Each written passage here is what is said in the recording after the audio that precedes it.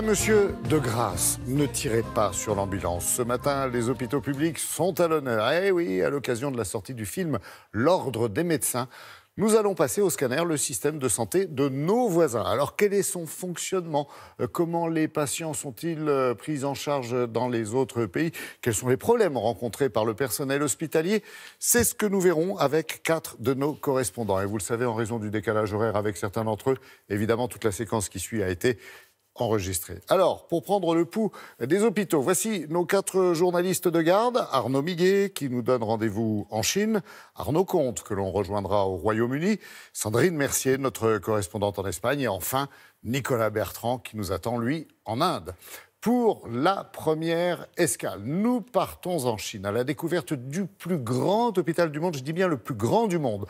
Bonjour Arnaud. Alors le pays ne fait pas les choses à moitié, on le sait, et serait en passe de devenir l'empire du milieu hospitalier, si je peux me permettre. Très jolie formule. Bonjour Laurent, c'est exactement ça. L'hôpital est à l'image de l'extraordinaire développement de ce pays ces 20 dernières années, avec des investissements publics colossaux, y compris dans le domaine de l'hôpital, et avec aussi un niveau de vie des Chinois qui augmente et un meilleur accès aux soins. La médecine n'est pas complètement gratuite. Alors étonnamment, en pourcentage de PIB, la Chine dépense beaucoup moins que le Royaume-Uni, mais le décollage est spectaculaire. Spectaculaire comme ce plus grand hôpital du monde. Donc, tenez-vous bien, il accueille 5 millions de patients par an. Un médecin, il y en a 1 millier, peut voir entre 80 et 90 patients par demi-journée. Adieu l'intimité, la confidentialité.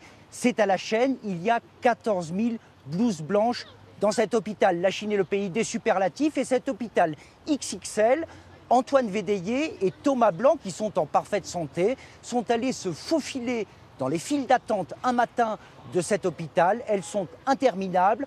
En 2008, il y avait 1860 lits. Aujourd'hui, il y en a 10 000. Regardez leur reportage. À Zhengzhou, dans le centre de la Chine, voici l'illustration de la folie des grandeurs chinoises. 350 000 mètres carrés, une centaine d'étages, c'est le plus grand hôpital du monde. Ici, les patients n'hésitent pas à faire des centaines de kilomètres pour se faire soigner par l'un des 1000 médecins de l'hôpital. Notre hôpital est le plus grand d'Asie, du monde même. Il peut accueillir jusqu'à 11 000 lits. C'est le plus grand hôpital. L'hôpital qui se trouve près de chez nous a trouvé la maladie de mon petit. Mais leur traitement n'a pas suffi et il est retombé malade. Je suis de la province, mais j'ai fait plus de 300 km pour venir ici. En Chine, la population rurale délaisse les médecins des campagnes jugés moins compétents que ceux des grands hôpitaux. Alors dans les grandes villes, les couloirs débordent de personnes malades avec des files d'attente interminables. Chaque année, cet hôpital accueille 5 millions de patients. Je suis arrivée pour m'enregistrer à 6 h du matin et là je dois encore attendre et je ne verrai pas le médecin avant 14 h 30. Il faut soit venir très tôt, soit attendre très longtemps. Des heures d'attente, et pourtant cet hôpital est ultra moderne, tout y est automatisé. Les prises de rendez-vous, comme la distribution des médicaments. Mais le fleuron de l'hôpital, c'est le service des urgences. 5000 sorties chaque année dans ces ambulances dernier cri. Il y a un grand nombre de patients avec des fractures sur place et il y a un besoin de soins urgents. Ce jour-là, il ne s'agit que d'un exercice, mais l'équipe teste un système de transmission satellite, désormais utilisé pour chaque sortie d'urgence. 1, 2, 3, doucement. Pour préparer au mieux l'opération, toutes les données médicales et l'état de santé du blessé sont transmis en vidéo et en temps réel au bloc opératoire. On a un patient gravement blessé, accident de la route. Il a très probablement un traumatisme crânien et une hémorragie interne. Son état est très instable. Chaque année, plus de 300 000 opérations sont réalisées ici.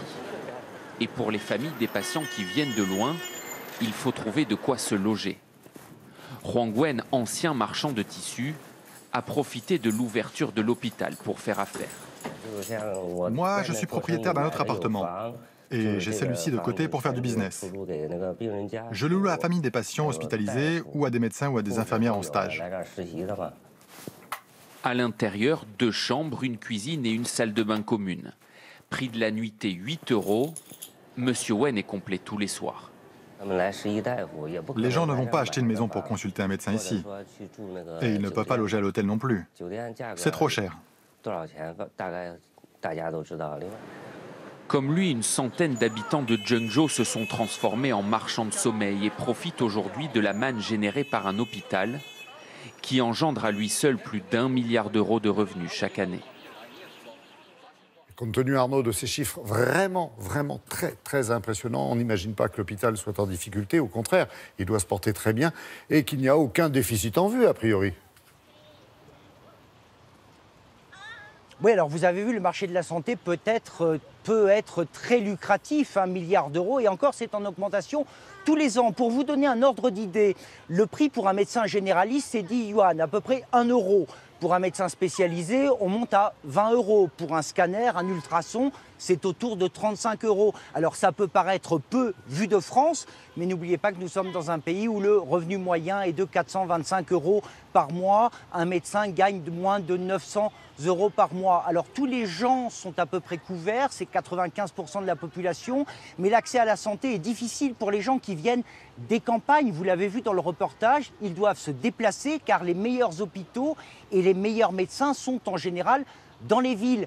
Mais le gouvernement, l'État chinois, a un plan, c'est dans le fameux plan quinquennal qui avait été décidé il y a 3 ans, et il compte d'ici 2020 construire 3000 hôpitaux en Chine. Et Arnaud, la fameuse médecine traditionnelle chinoise dans tout ça, elle a toujours du succès quand même? Oui, tout de même, elle est un peu moins chère et elle est mieux remboursée. C'est 11% des patients, mais c'est une médecine qui est surtout préventive, mais c'est quand même un quart de l'industrie pharmaceutique, pour preuve que les Chinois sont attachés à leurs aiguilles pour l'acupuncture, à l'herbe médicinale et autres poudres de scorpions, tortues ou encore serpents. L'État œuvre tous azimuts pour faire reconnaître cette médecine traditionnelle chinoise à l'international, pour mieux la préserver et pour encore mieux la développer. C'est une médecine, Laurent, qui est vieille quand même de 2400 ans. Merci beaucoup Arnaud, et pour ces informations très impressionnantes et pour ces images aussi de cet hôpital immense. Merci. Allez, pour la suite de notre périple, direction le Royaume-Uni, où l'hôpital public est au bord de la crise de nerfs et fait régulièrement la une des médias. Le service de santé britannique a fêté ses 70 ans et n'a jamais été autant décrié. Bonjour Arnaud. Le National Health Service est frappé par des coupes budgétaires et les conséquences sont parfois très visibles, me semble-t-il. Oui, effectivement, Laurent, et vous avez raison de le souligner, ces 3 lettres NHS se retrouvent souvent à la une des médias britanniques ici. Cela suscite beaucoup de débats et cela illustre finalement la cure d'austérité à laquelle sont soumis les services publics britanniques depuis 7-10 ans. Alors effectivement, pénurie de lits, manque de médecins, opérations retardées, les conséquences sont très visibles, elles sont parfois même impressionnantes. Certains hôpitaux ici au Royaume-Uni ont un taux d'occupation de 95% et selon le personnel, eh bien, cela met parfois en danger la vie des patients. C'est le tableau que vous dépeint ce matin Maxence Peigné qui a enquêté pour vous. Des ambulances dont les sirènes ne se taisent jamais, des patients qui se succèdent à des cadences infernales, des salles d'attente noires de monde et des infirmiers submergés. Voici la réalité du NHS, le service public de santé britannique qui se trouve au bord de la rupture, plus de 70 ans après sa création. Ce matin-là, dans un comté rural de l'Est de l'Angleterre, les ambulanciers répondent à l'appel d'un retraité qui souffre de problèmes respiratoires. Il est pris en charge et transporté à l'hôpital, mais à son arrivée aux urgences, impossible de lui trouver une place. On a déjà reçu 72 patients ce matin. Nous sommes débordés. Nos 31 lits sont tous occupés pour le moment. Il va falloir faire de la place. Après 5 heures d'attente, le septuagénaire est rassuré d'avoir un lit pour passer la nuit en observation, mais il s'inquiète grandement pour le futur du NHS. C'est un service vital et gratuit. On a beaucoup de chance d'avoir ça dans ce pays. Et il faut tout faire pour le préserver. Dans cet établissement, les seniors représentent la moitié des patients. Et en cette saison hivernale, toujours très sensible pour les hôpitaux, le personnel craint de ne pouvoir répondre à l'urgence. Je ne connais personne dans le NHS qui ne soit pas inquiet cet hiver. On a dû se préparer comme jamais.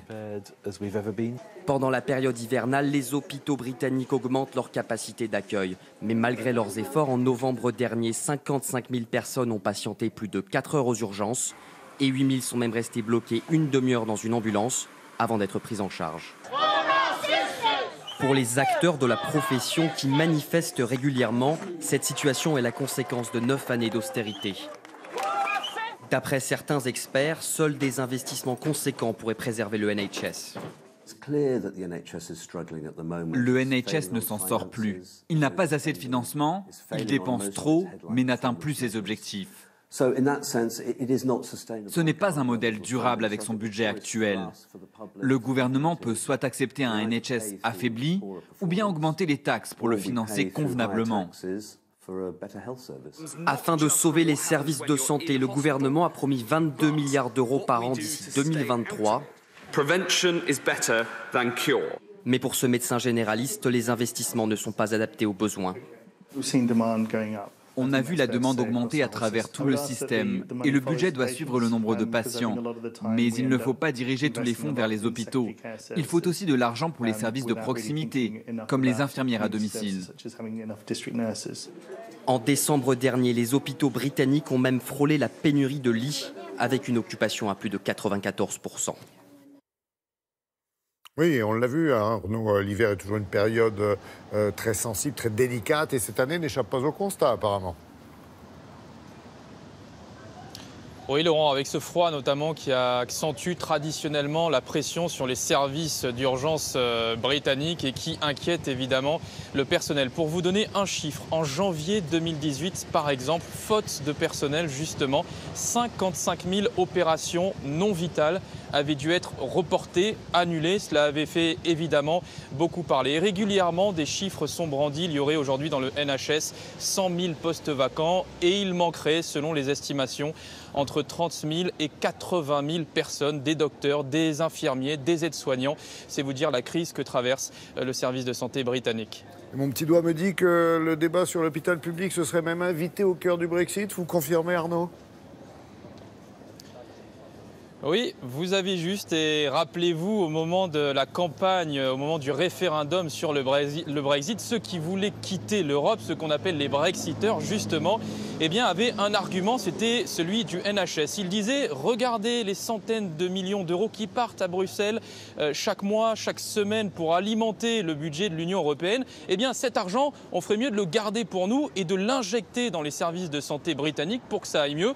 Et à cet argument, aujourd'hui, il revient un petit peu en pleine figure des Brexiteurs, justement, en cette période de grand chaos politique où on n'arrive pas à démêler cette situation du Brexit, où le Brexit n'est pas encore déclenché, où on ne sait pas comment il va être déclenché. Les pro-européens disent justement, eh bien, regardez le temps qu'on est en train de perdre à parler de modalités administratives, juridiques. Eh bien, ce temps, on ferait mieux de l'utiliser pour restructurer, repenser nos services de santé publique.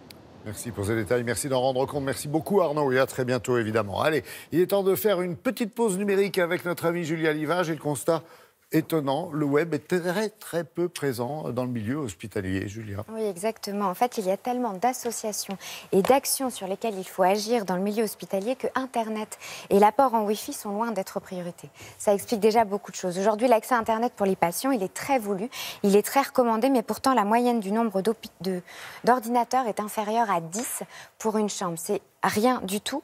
Apporter aujourd'hui un support Internet à des patients, un accès gratuit notamment, c'est leur permettre de rompre leur isolement, de se distraire, de s'informer. Pour certains, pour les plus jeunes, eh bien, ça permet de suivre leur scolarité. Puis il y a un deuxième enjeu dans le Wi-Fi à l'hôpital, eh bien, c'est la meilleure communication entre les patients et le milieu médical. Ils vont pouvoir se transmettre des messages, donner leur avis, donner plus d'informations sur eux-mêmes et ça aiderait. Il y a une association qui s'appelle Docteur Souris qui a réussi à installer, à amener l'informatique et le Wi-Fi dans le milieu hospitalier. On le sait aujourd'hui, de très nombreuses associations interviennent dans le milieu hospitalier. On parle de clowns pour les enfants, on parle de chambres aménagées pour les parents, de rêves également réalisés. Malheureusement, l'équilibre de ces associations aujourd'hui, il est très précaire et c'est sur Internet notamment que la générosité va se manifester. Et en même temps, paradoxalement, on pourrait dire Internet a aussi révolutionné certains aspects du système médical. Oui, un aspect de consommation, c'est-à-dire que l'utilisation d'Internet, elle va amener un mode de communication différent avec le milieu médical. Le meilleur exemple, c'est ce site qui s'appelle Doctolib. C'est une plateforme en ligne qui a considérablement boosté la prise de rendez-vous au sein des hôpitaux publics. Ça change énormément de choses. Sur 30 hôpitaux proposant cette plateforme, une augmentation de 11% est constatée, c'est-à-dire plus de 20 000 réservations par mois. C'est énorme. Et puis, il y a un buzz, si on doit en retenir un buzz de l'hôpital public sur Internet. C'était il y a quelques mois, au mois de juin, c'est le CHU de Toulouse qui avait repris, en juin 2018, une chanson d'Orelsan qui s'appelle « Basique » pour dénoncer leurs conditions de travail. Cette vidéo, elle a été vue plus de 1 million de fois sur la page Facebook et plus de 310 000 fois sur YouTube. On parle de tout, course à la rentabilité, défaillance dans le traitement des patients, notamment coupe dans les effectifs. Malheureusement, je n'ai pas le temps de vous la montrer, mais il faut aller la voir sur Internet. Bah oui, sujet très très sensible. Merci beaucoup Julia. Notre visite médicale se poursuit en Espagne cette fois-ci où le diagnostic est plutôt pessimiste, il faut le reconnaître. Les médecins auraient un gros coup de blues. Bonjour Sandrine. Les restrictions budgétaires sont monnaie courante dans le pays et la pilule a visiblement beaucoup de mal à passer, non ? Bonjour Laurent, effectivement ce n'est pas la grande forme pour les médecins espagnols. Un blues lié à leur précarité depuis la crise. Nous sommes venus prendre le pouls dans les centres de santé comme vous voyez derrière moi. C'est une particularité espagnole, un centre où le patient a accès à tous les soins médicaux dans un lieu unique. Installés dans chaque quartier, ces centres de santé publique regroupent tous les services sanitaires à commencer par les urgences. Le patient espagnol peut être soigné ici de sa naissance à sa fin de vie. Mais depuis la crise, il y a 10 ans, ces centres sont débordés. Elena Bartolosi est médecin généraliste. Voici les rendez-vous de sa journée. 20 personnes prévues à la même heure. C'est devenu impossible. J'estime que ça fait trop longtemps que je n'ai pas les moyens de faire correctement mon travail. Cela me provoque une angoisse permanente. Et c'est très difficile pour moi de vous avouer ça. Durant la crise, les différents gouvernements ont fait des coupes drastiques dans le budget de la santé, économisant ainsi près de 10 milliards d'euros. Dès que les familles sont confrontées à une situation de crise, elles viennent chercher secours ici, dans les centres de santé. Tout le système sanitaire s'est vu surchargé de travail et au vu des coupes budgétaires, nous n'avons pas pu réorganiser et travailler comme il fallait pour les recevoir correctement. Si en Catalogne, l'administration dit avoir pris conscience du problème, ailleurs, la grogne continue. Tous les mois, les rues de Madrid se remplissent de blouses blanches en colère. On les surnomme les marées blanches. Les gens perdent confiance, il n'y a plus de suivi de patients. Et les derniers budgets alloués sont trop insuffisants pour soigner notre population, qui en plus est vieillissante. À la surcharge de travail s'ajoutent les mini-contrats. Une précarité extrême pour les médecins qui ne savent pas d'un jour sur l'autre s'ils travailleront ou non. Rocío Garcia est médecin depuis 2 ans. Mais elle continue d'enchaîner les contrats. Déjà 33 différents en à peine 6 mois. Là, c'est un contrat du 21 au 21 à la journée. Là, du 27 au 27, un seul jour encore. Être médecin était une vocation pour Rocío. Un certain prestige aussi.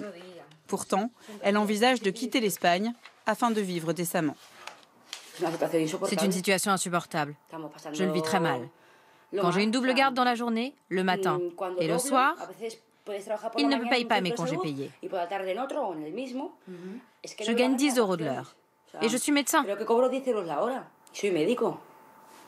Chaque jour en Espagne, 8 médecins sollicitent l'autorisation d'exercer à l'étranger. À Barcelone, dans ce syndicat, on se désole de la situation. D'autant que la Catalogne est la région la plus touchée par ces départs. Il y a un mal-être des médecins ici. Ce n'est pas normal que cette année, 800 médecins catalans souhaitent partir. Cela signifie que le médecin se sent maltraité chez nous. Quant à l'inverse, ailleurs, il se sent valorisé par sa formation espagnole reconnue dans toute l'Europe et ses compétences médicales. Depuis 2010, près de 25 000 médecins espagnols ont demandé à s'expatrier dans un autre pays d'Europe. Oui, vous savez quoi, c'est ce qui s'appelle ruer dans les brancards, n'est-ce pas? Allez, merci beaucoup Sandrine et à très bientôt évidemment. Retour chez nous à présent, si vous le voulez bien, avec Isabelle Martinet qui va nous rejoindre. On va prendre la température de notre système hospitalier. Et bonjour Isabelle, pour bien comprendre son évolution, petite piqûre de rappel s'il vous plaît. L'hôpital ne date pas d'aujourd'hui puisqu'il est fondé et administré par l'Église au Moyen-Âge pour, comme on dit, apporter miséricorde aux affligés. Ça veut dire tout simplement accueillir les indigents, les lépreux, les enfants abandonnés. À l'origine, c'est donc un centre d'assistance et non un centre de soins médicaux, d'où le nom d'Hôtel-Dieu fondé à Paris en 651. Il faudra attendre le XVIIe siècle pour que le soin s'ajoute à l'assistance, mais ça va quand même rester longtemps un lieu d'enfermement pour les mendiants, pour les prostituées, à la Pitié-Salpêtrière par exemple. Et en fait, c'est au XIXe siècle seulement que la mission médicale va se renforcer grâce au progrès de la science, à l'hygiène, à l'antisepsie qui vont permettre de guérir. Oui, avec entre autres les fameux hospices. Et à quel moment l'hôpital a-t-il été étatisé alors? En 1941, seulement. Et justement, l'organisation des services et des métiers hospitaliers vont sonner la fin de l'hôpital hospice. Depuis 1945, la sécurité sociale permet de répondre aux demandes de soins des travailleurs. Et depuis 1958, les CHU, les centres hospitaliers universitaires, réunissent les praticiens et les universitaires pour développer la recherche médicale. Et aujourd'hui? Alors aujourd'hui, le service public hospitalier garantit l'égal accès de tous aux soins préventifs, curatifs, palliatifs, dispensés de jour comme de nuit et en urgence c'est nécessaire. En 2016, le secteur hospitalier a pris en charge plus de 12 millions de séjours. Et de réforme en réforme, combien nous reste-t-il d'hôpitaux en France? Alors, ce qu'on peut dire, c'est que la France dispose de un peu plus de 3000 structures de soins de nature et de taille différentes, dont 1376 établissements publics, pour être précise, qui concentrent d'ailleurs 73% des emplois hospitaliers. Ce qui fait combien de lits pour tous les habitants? Alors, ça fait 6 lits pour 1000 habitants, ce qui nous situe au-dessus de la moyenne des pays de l'OCDE. Alors, le fait marquant, c'est que la capacité d'accueil à plein temps faiblit pendant que l'hospitalisation à temps partiel se développe. C'est dû au vieillissement de la population. Oui, l'hôpital public qui, en France, a quand même souvent un problème d'image, non? Alors, écoutez, quand même, il faut savoir que la Haute Autorité de Santé a publié des notes de satisfaction de patients hospitalisés et il s'avère que 85% étaient globalement satisfaits. Par exemple, 9 personnes sur 10 ont apprécié le travail et l'écoute des équipes médicales. Bon, c'est vrai, il y a encore un petit point noir. Dans 50% des cas, la qualité des repas est jugée insatisfaisante, voire mauvaise. Bon, donc l'image est plutôt bonne, en résumé, même si on dit quand même, Isabelle, que l'hôpital va mal. Mais en fait, l'hôpital est déficitaire. Il faut dire qu'il doit à la fois respecter la qualité des soins dus aux clients, préserver les conditions de travail des équipes médicales et répondre à des exigences d'économie. Donc forcément, c'est difficile. Puis on parle beaucoup de la saturation des urgences. Ça évolue comment, la situation? Alors, ça évolue pas très bien. C'est-à-dire qu'en 2016, les structures d'urgence ont reçu 21 millions de passages contre 10 millions en 1996. Alors oui, c'est vrai, beaucoup de patients, malheureusement, attendent sur des brancards dans les couloirs face à un personnel soignant qui fait le maximum et qui fait ce qu'il peut, parce que la population s'accroît, vieillit, et il faudrait plus de médecins de ville, notamment justement dans les petites villes. En conclusion?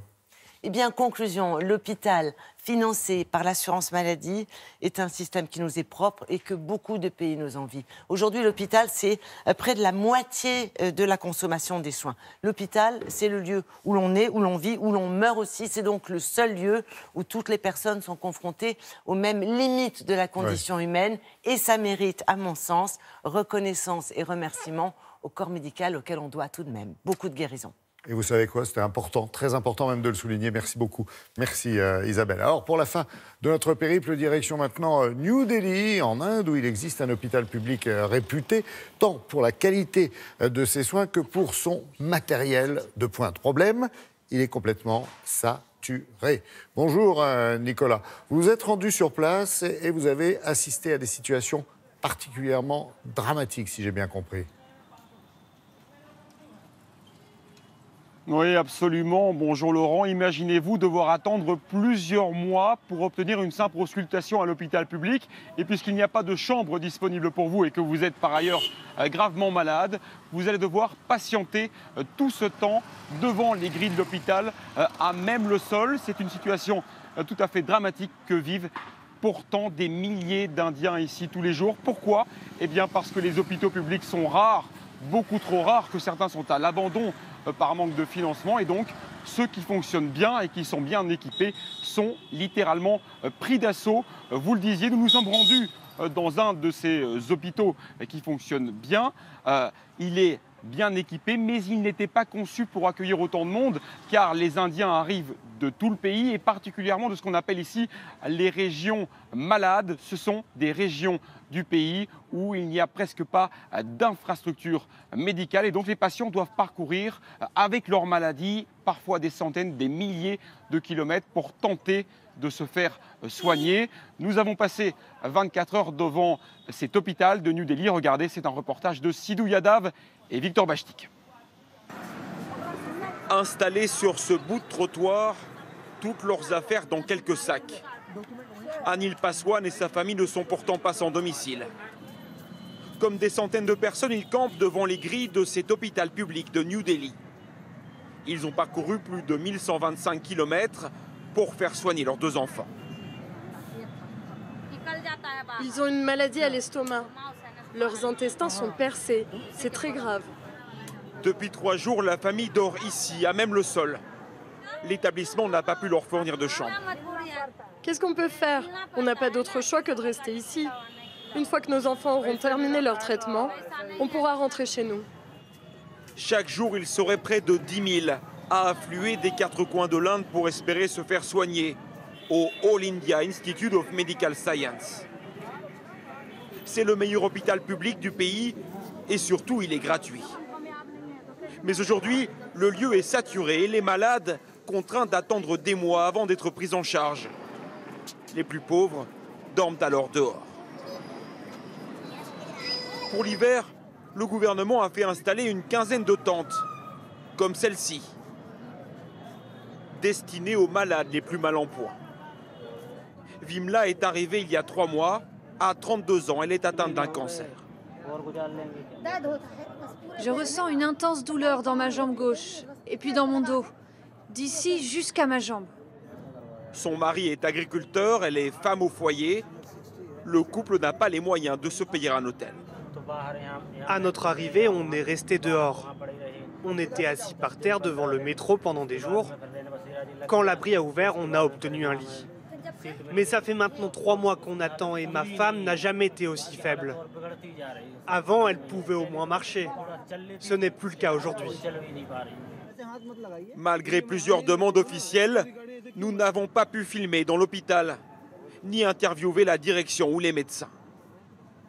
À l'extérieur, des ONG se mobilisent pour diminuer le calvaire des patients. Elles distribuent plusieurs fois par jour de la nourriture et des couvertures.